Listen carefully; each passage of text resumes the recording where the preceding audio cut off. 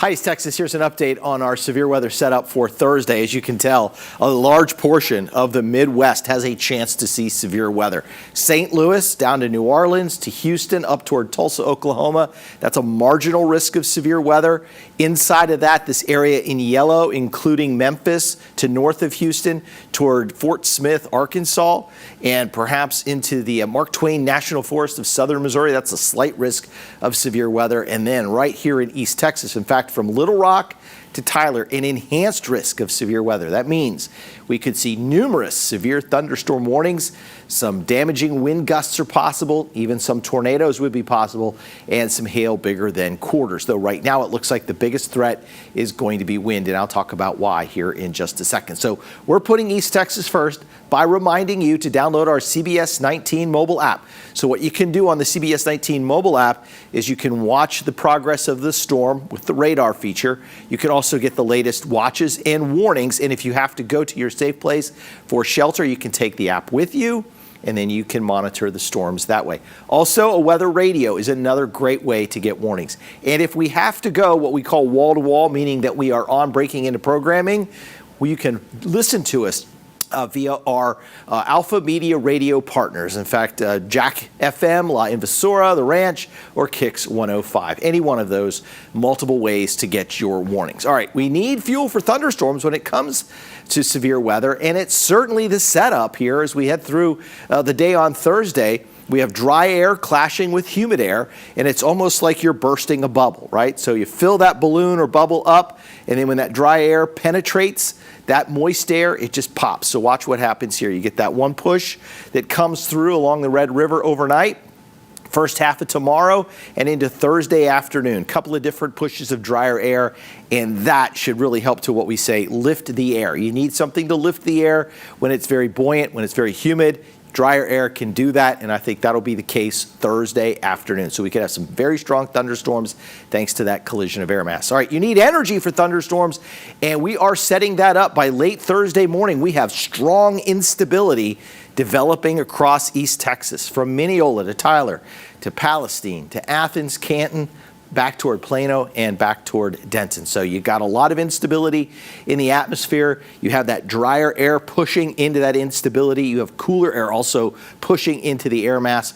And so you have a lot of the necessary ingredients for severe weather. Something else that can enhance severe weather are low-level jet stream winds. So about 5,000 feet off the surface. Take a look at this. Look what we're seeing here in our computer data. This yellow here would correspond with some winds just off the surface that are in excess of 65 miles an hour. You transfer that momentum down to the surface, you'll get wind gusts in excess of 65 miles an hour. Remember, you need a 58 mile an hour wind gust for a severe thunderstorm warning to be issued. So this would indicate that there is a good or likely chance of having a severe thunderstorm tomorrow or Thursday afternoon. In fact, Storm Prediction Center has the severe wind gust risk outlook as an enhanced risk from Canton to Palestine, down toward Lufkin, over toward St. Augustine, up toward Shreveport. So an enhanced risk for severe wind, damaging wind gusts possible tomorrow afternoon. All right, something else that we'll watch here are these rotating supercells. If cells can rotate, they have stronger updrafts, they can have larger hail, and then they can start to rotate or spin up a tornado. Right around Henderson in Rusk County at about 2 o'clock, one of those is showing up to be very strong. In fact, it's showing up in the yellow category. So that's very strong rotation within that cell. We could at least have a severe thunderstorm warning, if not a tornado warning somewhere here in deep East Texas Thursday afternoon. And then watch this cell. This is a very strong moving cell across deep East Texas. That's Thursday late afternoon and Thursday evening. So if you live in any of those areas, start thinking about where you're going to take shelter now. I'm not saying there's going to be a tornado. What I'm saying is that some of the data suggests that there is a better chance in those areas. And overall, there is a 5% chance of having a tornado. That's considered low, but it's higher than very low, and it's higher than nothing. So there is a chance that we could have a tornado warning headed our way Thursday afternoon. All right, this overall severe thunderstorm risk breaks down like this. There's the orange area. That's the enhanced risk. The yellow area would be in a slight risk. The timing from Dallas to Emory, 9 to noon. From noon until 4 o'clock, it's Athens to Gilmer to Mount Pleasant, south and eastward. The thunderstorms move from 1 o'clock, 2 o'clock, 3 o'clock down to about 4 o'clock at Crockett, Nacogdoches, Carthage, and Shreveport, with the back end of the storm still possibly strong in Henderson and Jacksonville.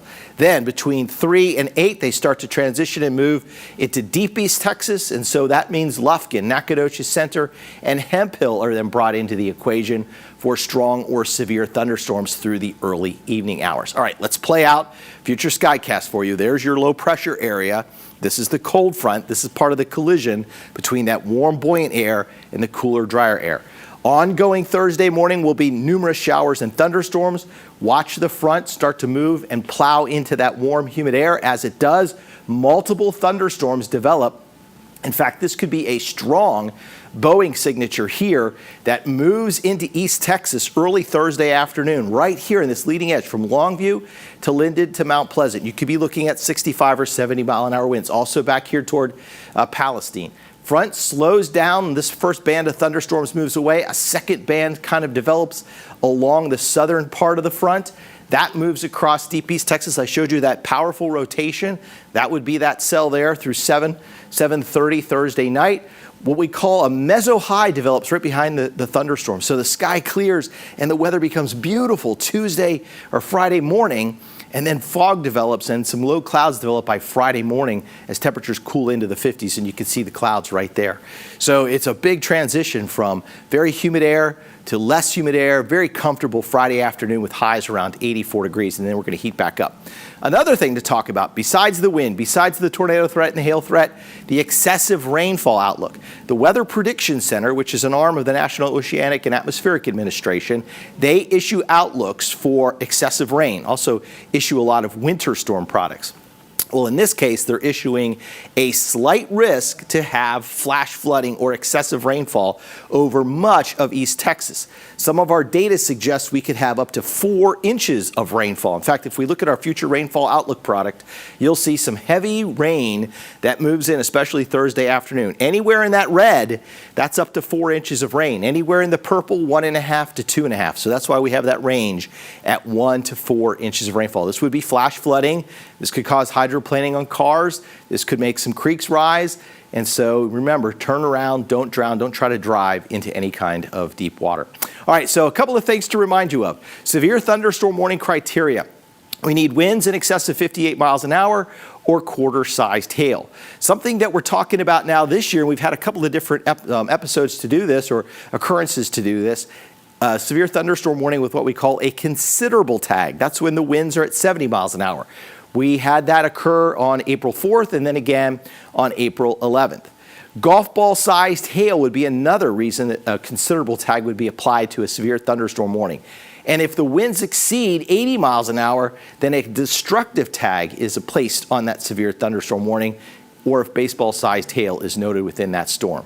So again, base severe thunderstorm warning 58, considerable, we're likely breaking into programming and staying on when the winds are above 70 miles an hour, and would certainly do that if the winds are above 80 miles an hour. And that's when you get your weather emergency alert that is triggered on your phone or your smartphone devices. You'll get that, and that'll tell you to take shelter immediately, because those are very serious. All right, so summing everything up, from 11 a.m. to 1 p.m., storms move to near I-20. From 1 to 4 p.m., storms spread to the east and to the south. And between 4 and 8 p.m., the storms will be moving through deep East Texas. We hope you enjoyed this update. Keep checking back here for more updates from the CBS 19 Weather Team.